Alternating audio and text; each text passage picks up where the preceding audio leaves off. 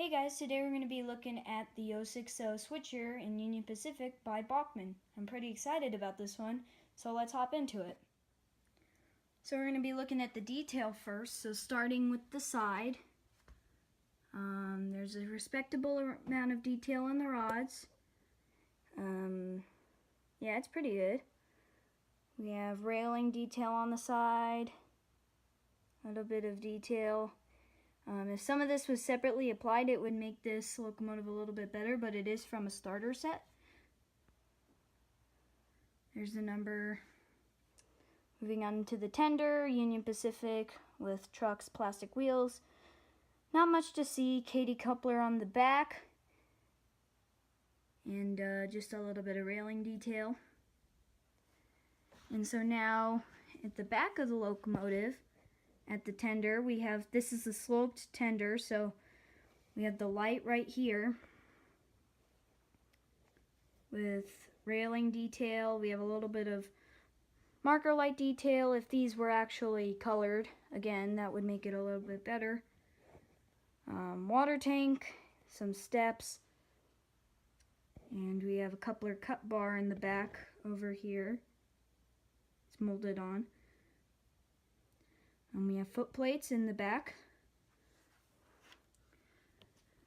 Moving on to the front, we have a dummy coupler with the foot plates, a railing bar there. We have a red number board in the front with a headlight, a smokestack, and on the pistons, the detail is pretty good.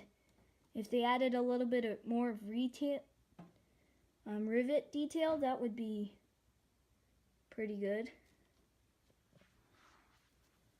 So on the top, you can see inside the smokestack, pretty normal. Headlight, obviously. The domes, a molded bell, sand dome, whistle, and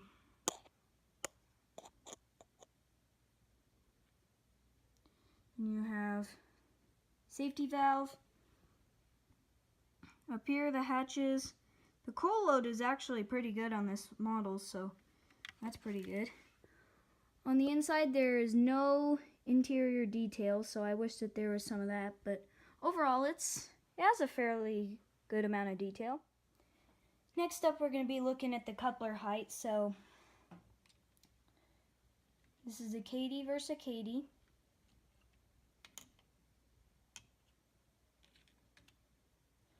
So it appears that this one's actually a little bit higher than the other one, if you can see right here. It's a little bit higher than the standard Katy coupler. We can't do the front one because it's a dummy coupler, but so the coupler's a little bit high on these Easy Made couplers, as I've noticed. Alright, next we're going to be looking at the operation availability. So this is slow speed and how well it runs. And also, something about these is that the headlight right here, actually, a certain speed will set it off. So if it's at full speed, the light will be bright, but if it's at a very low speed, it won't be as bright.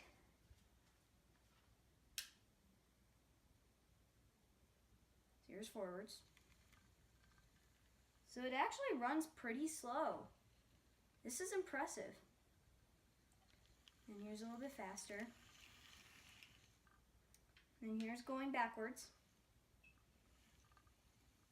Again, able to go very, very slow. So if you're looking at one of these for a yard, I would recommend it because it does go very, very slow. So there's the operation, as you may or may not have been able to see. The headlight was a little bit dim, and also this one responds immediately, unlike the Tier 4 Gevo. One thing that you have to keep in mind about this one is that if you're going over a switch or something like a cross, it will most likely cut out a little bit because there's only 2 pickups. Okay, now it's time for my overall opinion of the product. It's actually pretty good for a starter set from Bachmann. It's a pretty good locomotive. It's very reliable. The detail, it's pretty good. It definitely runs at a high rate of speed, but it's also good at a very low speed for your yard and such sort. So I would recommend one of these if you're not in the market for those super detailed locomotives like Overland models. But yeah, it's actually a really good locomotive.